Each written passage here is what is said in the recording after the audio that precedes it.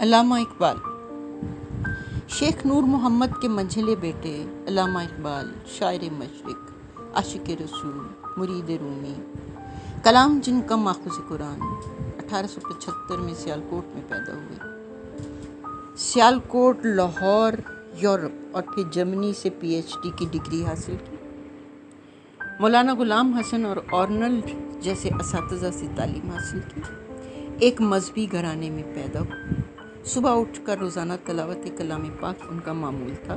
کہتے ہیں ایک روز حسب معمول صبح کلام پاک کی تلاوت کر رہا تھا تو میرے والد میرے پاس آئے اور فرمایا، بیٹا کہنا یہ ہے کہ تم قرآن پڑھو تو یہ سمجھو کہ قرآن تم ہی پر اتر رہا ہے، یعنی اللہ تعالیٰ خود تم سے ہم کلام ہے۔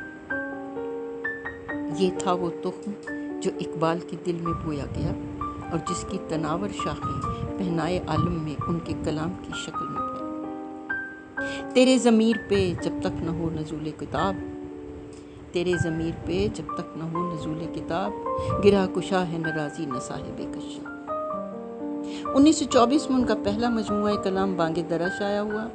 بانگ درا کی اشاعت سے ان کی توجہ فارسی پر مبذول ہو چکی تھی اور وہ اسرار خودی، رموز بے خودی شائع کر چکے تھے، جنہیں ان کی مستقل تعلیم میں بنیادی حیثیت حاصل ہے۔ پھر پیام مشرق، زبور عجم اور جاوید نامہ شائع ہوئی، یہ بھی فارسی ہی میں تھی۔ اس کے بعد دوبارہ اردو کی طرف متوجہ ہوئے۔ اس دور کا پہلا مجموعہ بال جبریل ہے جو 1935 میں علامہ کی وفات سے 3 سال پہلے شائع ہوا۔ بال جبریل میں فلسفہ کم ہے اور شاعری زیادہ ہے۔ اس مجموعے میں بلند اور پاکیزہ مضامین قلمبند کیے گئے ہیں جو روحانی تسکین عطا کر سکتے ہیں۔ بال جبریل اردو میں اقبال کی پہلی تصنیف ہے جس میں انہوں نے خودی کے فلسفے کو کسی حد تک واضح کیا ہے۔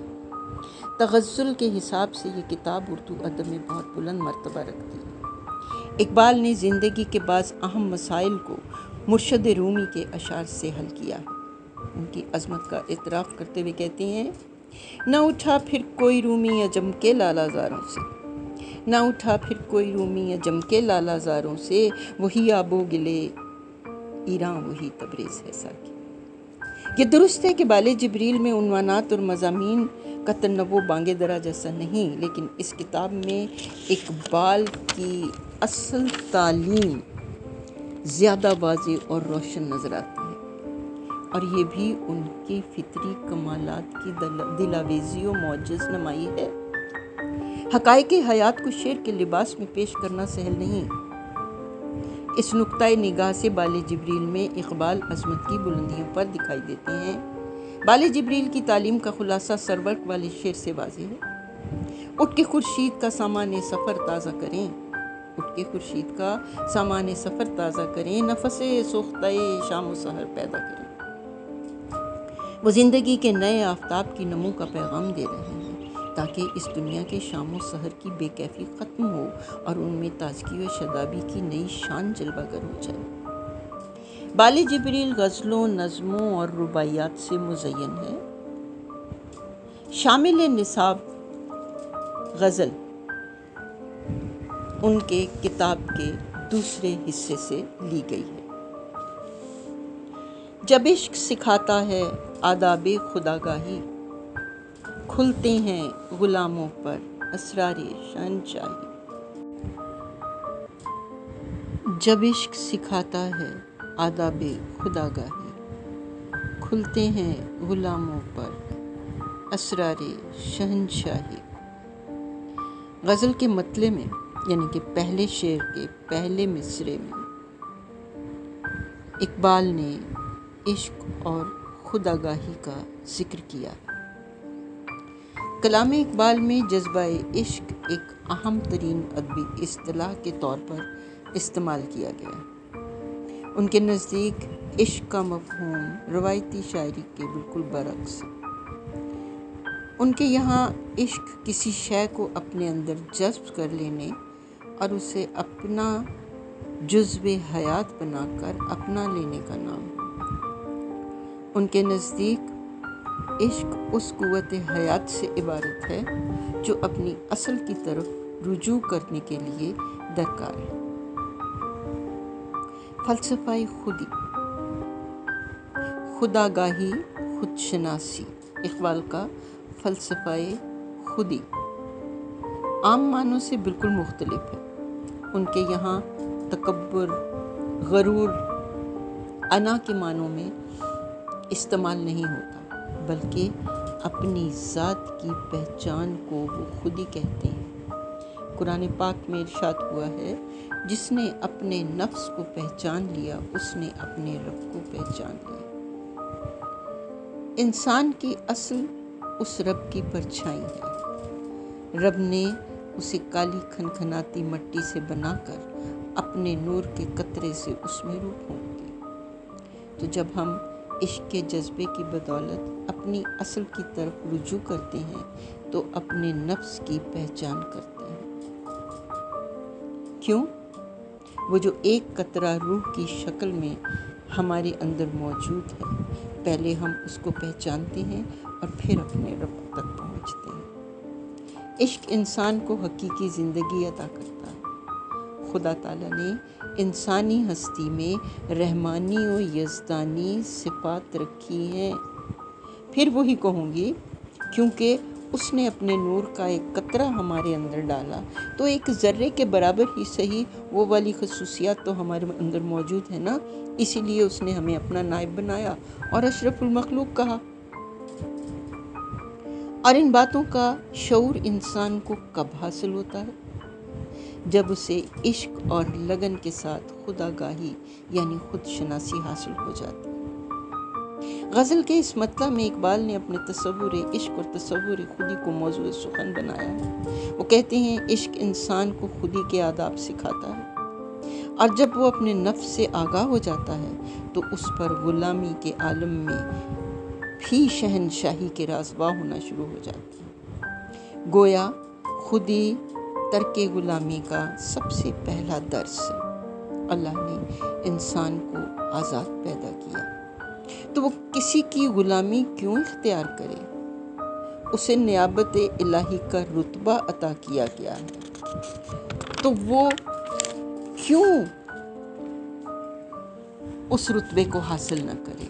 لیکن اس کا حصول تبھی ممکن ہے جب عشق اور اسرار خودی سے آگاہ ہو جائے اور اس کا عملی نمونہ بن جائے۔ گویا اس شعر میں اقبال مسلمانوں کو تلقین کرتے ہیں کہ اپنے آپ کو پہچانو، اپنی خودی قائم کرو، توحید پر عمل پیرا ہو جاؤ، عشق و وجدان سے ہمکنار ہو جاؤ، کہ یہی وہ راستہ ہے جو تم پر کائنات کے تمام اسرار کھول سکتا ہے۔ کہ اللہ تعالیٰ نے تمہیں اشرف المخلوق بنایا، اپنا نائب بنایا تو اس کا حق ادا کرو۔ کہ یہ شعور عشق کے ذریعے ہی حاصل ہو سکتا ہے، کیونکہ جب عشق ذاتی پہچان کے طریقے سکھا دیتا ہے تو غلاموں پر شہنشاہوں کے بھید ظاہر ہونے لگتے ہیں، یعنی نفس کی پہچان اور ذات کی معرفت غلاموں میں شہنشاہوں کے جوہر پیدا کر دیتی ہے۔ بالفاظ دیگر اس میں خدائی صفات آ جاتی ہیں اور وہ جملہ مخلوق پر حکمران ہو جاتا ہے، خدا کے نائب اور خلیفہ کا رتبہ پا لیتا ہے، اور اس طرح غیر اللہ کی ہر زنجیر جو اسے محکوم بنائے ہوئے ہوتی ہے ٹوٹ جاتی ہے۔ خدا گاہ شخص ہر شے سے بے نیاز صرف خدا کا نیاز مند ہوتا ہے۔ اس سے بڑی شہنشاہی اور کیا ہو سکتی ہے؟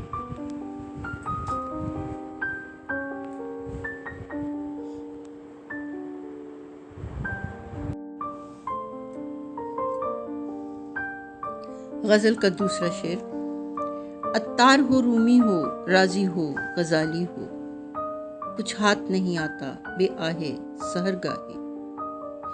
اس شعر میں اقبال عطار، رومی، رازی، غزالی جیسے مشاہیر کا ذکر کر کے یہ بتا رہے ہیں کہ جب تک انسان کو اپنے مقصد سے عشق نہ ہو، زندگی میں کامیابی نہیں ہو سکتی۔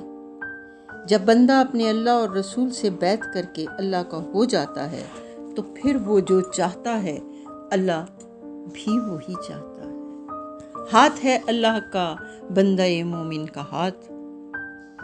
جذبہ عشق کی بدولت وہ آہ سحر گاہی کی لذت سے بہرور ہو جاتا ہے۔ سورۃ مزمل آیت نمبر 6 میں ارشاد ہوا ہے، بے شک رات کا اٹھنا زیادہ دباؤ ڈالتا ہے اور بات خوب سیدھی نکلتی ہے۔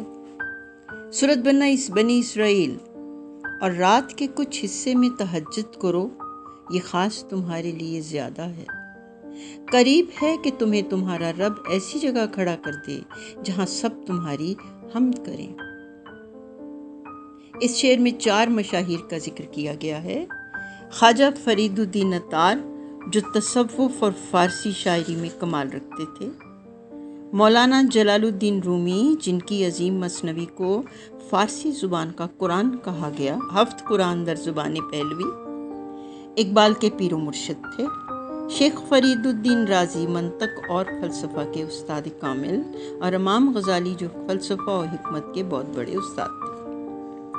اگر ان عظیم الشان ہستیوں کی زندگی کا مطالعہ کیا جائے تو پتہ چلتا ہے کہ انہوں نے خلوص دل اور سوز جاں کے ساتھ وقت صبح عبادت کی تو اللہ تعالیٰ نے انہیں عظمت عطا کی۔ یہ آہ سحر گاہی ہی ان کی عظمتوں کا باعث ہے۔ اقبال خود آخر شب کے عبادت گزار تھے۔ اس شعر میں اصل بات آہ سحر گاہی ہی ہے۔ جب تک انسان کو اپنے مقصد سے عشق اور لگن نہ ہو، اسے کامیابی نہیں حاصل ہو سکتی۔ یعنی تنہا علم بے سود ہے جب تک اس کے ساتھ مخلصانہ عمل موجود نہ ہو۔ مقصود چاہے رومی اور عطار کی طرح مقام فقر پر فائز ہونا ہو، اور چاہے غزالی اور رازی کی طرح مرتبہ حکمت و دانش حاصل کرنا ہو، دونوں صورتوں میں اپنے اپنے مقصد کے ساتھ انتہائی لگن کی ضرورت ہوتی ہے۔ اسی کو علامہ نے آہ سحر گاہی کہا ہے۔ جس طرح اللہ کے عاشق نہ گرمی دیکھتے ہیں اور نہ سردی، نہ آرام دیکھتے ہیں اور نہ تکلیف، بلکہ اپنے محبوب کے لیے راتوں کے پچھلے پہر اٹھ اٹھ کر گریہ ازاری کرتے ہیں، بالکل اسی طرح مفکر و فلسفی بھی حقیقت کو پانے کے لیے ہر لمحہ بے چین رہتے ہیں، غرض کہ علم ہو یا درویشی، دونوں کے حصول کے لیے عشق کی حد تک لگن ہونی چاہیے۔ جب تک لگن کی یہ صورت نہیں ہوگی، کچھ حاصل نہیں ہوگا۔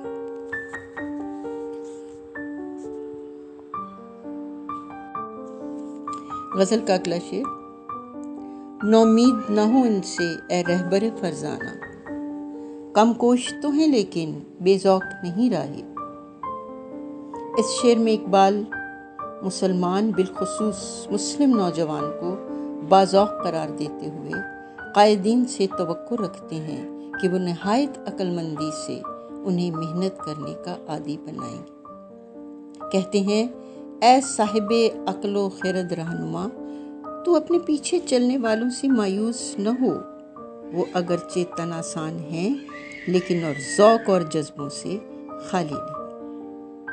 مطلب یہ کہ آج کے مسلمان اپنے آباء و اجداد کی طرح جہد و عمل کرنے والے نہیں ہیں، لیکن ان میں ابھی ذوق و شوق موجود ہے، اور توقع ہے کہ وہ صحیح رہنمائی کے بنا پر صحیح راہ یعنی جہد و عمل کی راہ پر چلنے لگیں گے۔ اقبال کی پوری شاعری اٹھا کر دیکھ لیجئے، ان میں کہیں بھی مایوسی یا نا امیدی نہیں ملے گی۔ ان کے نزدیک نا امیدی کفر ہے، کیونکہ جو نا امید ہوا وہ اللہ تعالیٰ کی ذات سے مایوس ہوا، اور اللہ تعالیٰ کبھی کسی کو نا امید نہیں کرتا۔ انہیں یقین ہے کہ اس خاکستر میں چنگاری موجود ہے، بس ذرا ہوا دینے کی ضرورت ہے۔ نہیں ہے نا امید اقبال اپنی کشت ویراں سے، ذرا نم ہو تو یہ مٹی بڑی زرخیز ہے ساقی۔ اسی لیے کہتے ہیں کہ ہمیں مسلمانوں سے نا امید یا مایوس نہیں ہونا چاہیے۔ بے شک وہ عمل میں کوتاہی کرتے ہیں، لیکن ان میں حب رسول کا جذبہ ابھی تک موجود ہے۔ اگر اس جذبے کی صحیح طور پر تربیت کی جائے تو مسلمان عمل میں سرگرم ہو سکتے ہیں۔ اے دور حاضر کے مسلمانوں کے ہوش مند رہنما سے مخاطب ہیں، لیڈر سے مخاطب ہیں، دور حاضر کے لیڈر سے، اور کہتے ہیں کہ سستی، کاہلی اور بے عملی کو دیکھ کر نا امید نہ ہو جاؤ۔ ان کو منزل کے راستے پہ چلانے اور منزل پر پہنچانے کی کوشش میں لگے رہو۔ وہ کہتے ہیں کہ میں دیکھتا ہوں کہ یہ کم ہمت، کم عمل اور کم وسائل تو ضرور ہیں، لیکن ان کے اندر ابھی دوبارہ عروج حاصل کرنے کا ولولہ، شوق، ذوق موجود ہے۔ وہ اپنے دل میں اللہ کے رسول صلی اللہ علیہ وسلم سے محبت کا جوہر رکھتے ہیں، صرف اس جوہر کی نمود کی ضرورت ہے۔ اگر ان کی صحیح طریقے پر رہنمائی کی جائے تو یہ جوہر نمودار ہوگا۔ اس کی مٹی بہت سرخیز ہے۔ کسی بھی بے ذوق شخص میں ذوق پیدا کرنا بہت مشکل کام ہوتا ہے، لیکن اگر ذوق موجود ہو تو ایسے شخص کو میدان عمل میں لانا نسبتاً آسان ہوتا ہے۔ تو یہاں تو چنگاری موجود ہے، صرف ہوا دینے کی ضرورت ہے۔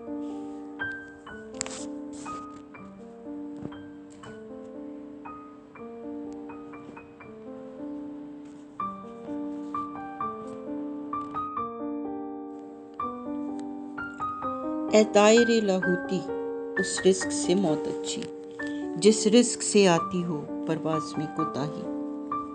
سورۃ الحشر آیت نمبر 9 میں ارشاد ہوا ہے، اور جو اپنے نفس کے لالچ سے بچائے گئے وہی کامیاب ہے۔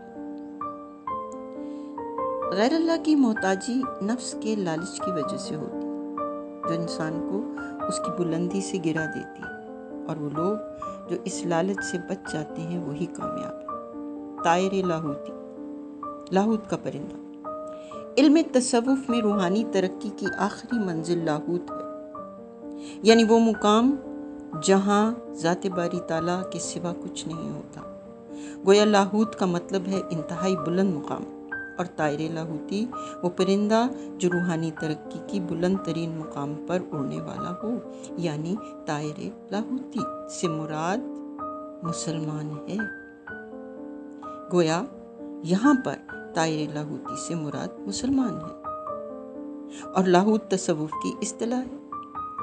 اس شعر میں اقبال مسلمان کو طائر کہتے ہیں، کیونکہ مسلمان جو حقیقت کے اعتبار سے طائر کی طرح ہوتا ہے، جذب خاک سے آزاد ہوتا ہے، بلند پرواز ہوتا ہے، ساری دنیا کو اپنا وطن سمجھتا ہے، وسیع النظر ہوتا ہے۔ علامہ نے تو مسلمان یا مومن کو طائر لاہوتی قرار دیا ہے، کیونکہ جو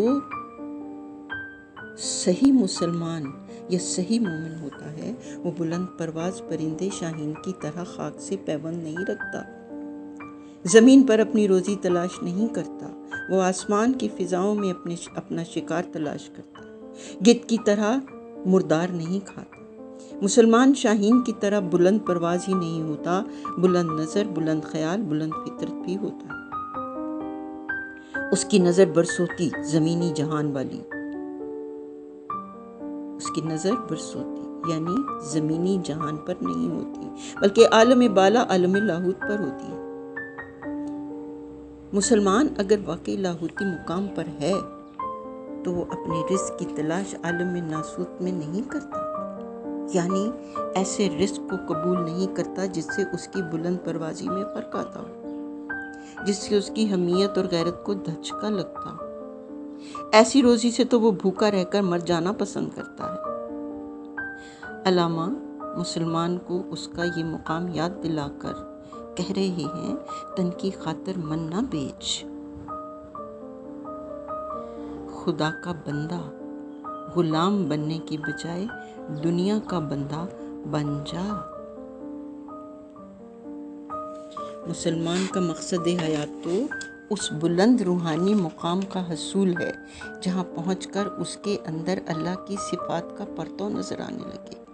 ہر ایک مقام سے آگے مقام ہے تیرا، حیات ذوق سفر کے سوا کچھ اور نہیں۔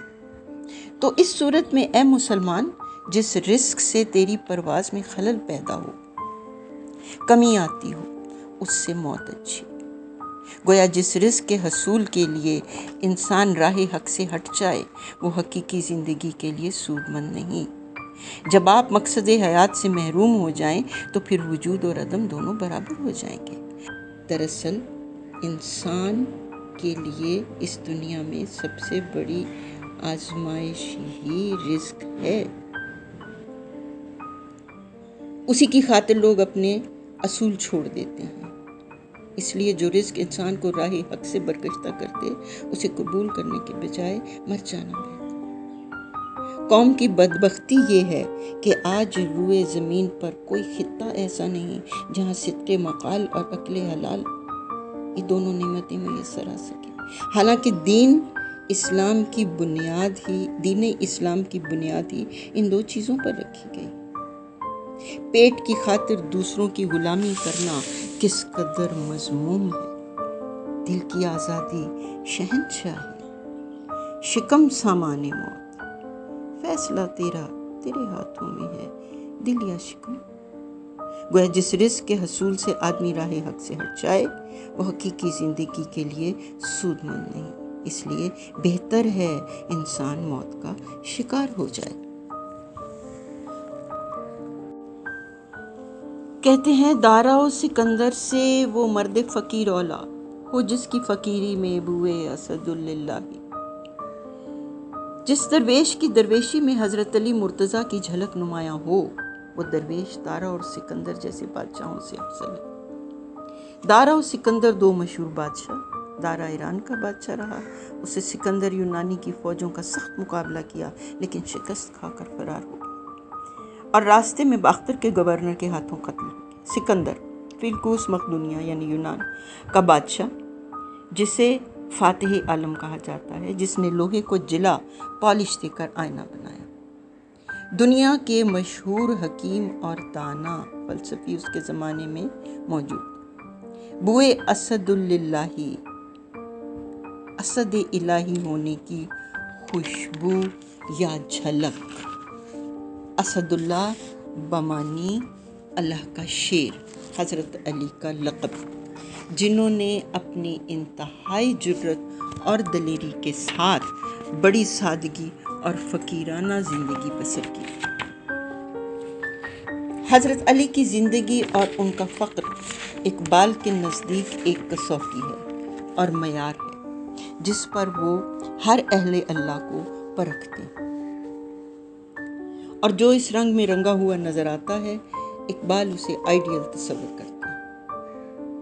فقر کے لغوی معنی تو افلاس، محتاجی، تنگ دستی اور غربت کے ہیں، مگر اقبال اس کے اصطلاحی معنی مراد لیتے ہیں، یعنی استغنا یا اسباب ظاہری سے بے نیازی۔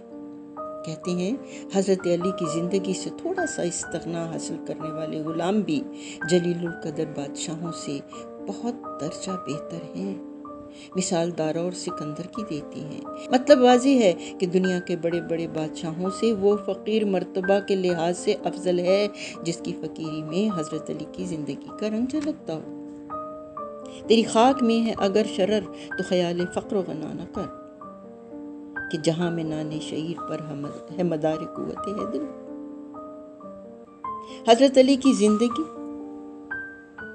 اس شان فقر کا بہترین نمونہ ہے جو اقبال ہر مسلمان میں دیکھنا چاہتے ہیں۔ ان کے نزدیک وہ مرد درویش دارا و سکندر جیسے بلند مرتبہ شہنشاہوں سے زیادہ بلند مرتبہ ہے جس کے سائے میں پرورش پانے والے حضرت علی کی سی خوبو رکھتے ہیں۔ علامہ کہتے ہیں ان کی شاہانہ شان و شوکت کے مقابلے میں اس صاحب فقر کی فقیری اور درویشی زیادہ افضل ہے جس کی فقیری میں حضرت علی کے فقر کی جھلک ہو۔ وہ حضرت علی جو اللہ کے شیر کہلاتے تھے، جو نانے جویں جو کی روٹی کھا کر مرحب شکن اور خیبر شکن قوت رکھتے تھے۔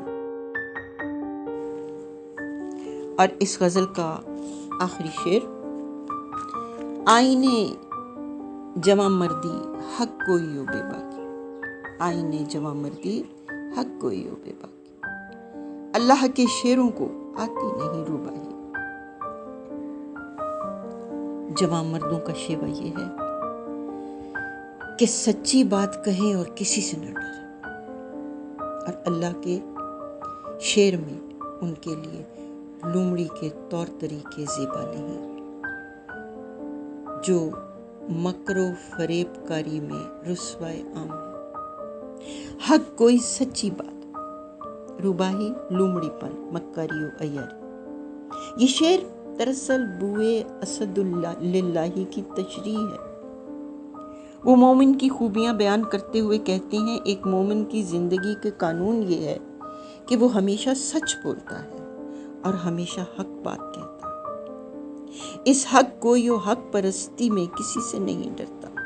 قہاری ہو، غفاری ہو، قدوسی ہو، جبروت، یہ چار عناصر ہوں تو بنتا ہے مسلمان۔ غور کیا جائے تو حضرت علی کی زندگی میں یہی دو خوبیاں حق گوئی اور بے باکی نمایاں تھیں۔ اقبال کے نزدیک یہ دو بنیادی صفات شان فخر کی بدولت پیدا ہوتی ہیں۔ جھوٹی مصلحت پسندی مومن کو ہرگز گوارا نہیں ہوتی۔ روباہی سے مکر و فریب، خوشامد اور جھوٹ مراد ہے۔ روباہی سے مکر و فریب، خوشامد اور جھوٹ مراد ہے۔ روباہی، روباہ لومڑی میں یہی صفات پائی جاتی ہیں۔ اللہ کے شیروں یعنی مومنوں میں یہ صفات رذیلہ مطلق نہیں ہوتی۔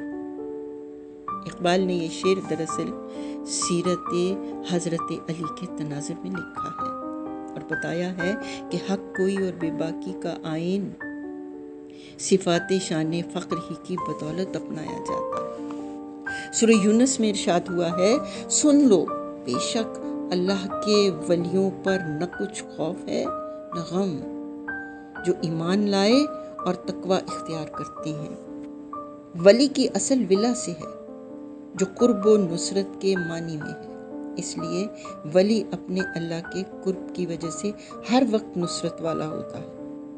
سچ بولنے والا اور بے باک وہی ہوتا ہے، سچ بولنے والا اور بے باک وہی ہوتا ہے جو توحید پرست ہوتا ہے۔ سورۃ الاحزاب آیت نمبر 39 میں ارشاد ہوا ہے، وہ جو اللہ کا پیغام پہنچاتے ہیں اور اس سے ڈرتے اور اللہ کے سوا کسی کا خوف نہیں کرتے۔ بے خوف دل صرف اس کا ہوتا ہے جو غیر اللہ کو خاطر میں نہیں لاتا، اپنے رب کے سوا کسی کے سامنے نہیں جھکتا، کسی کے سامنے دستے سوال دراز نہیں کرتا۔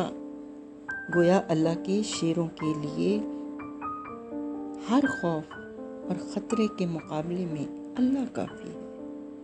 دوسرے یہ کہ حساب لینے کے لیے اللہ کافی ہے، اس کے سوا کسی اور کی باز پرس سے ڈرنے کی کوئی ضرورت نہیں۔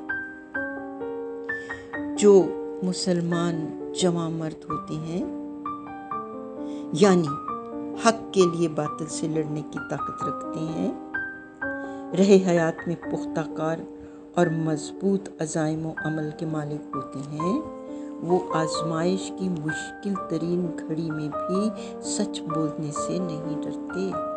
حق کہنا اور بے خوفی سے کہنا ان کی زندگی کا دستور ہے۔ مومن حضرت علی کی طرح اللہ کا شیر ہوتا ہے۔ مولانا روم نے کہا ہے، آنکھ شیراں راں کند روبا مزاج، احتیاج۔ جو چیز شیروں کو لومڑی کے مزاج دے دیتی ہے وہ ضرورت ہے۔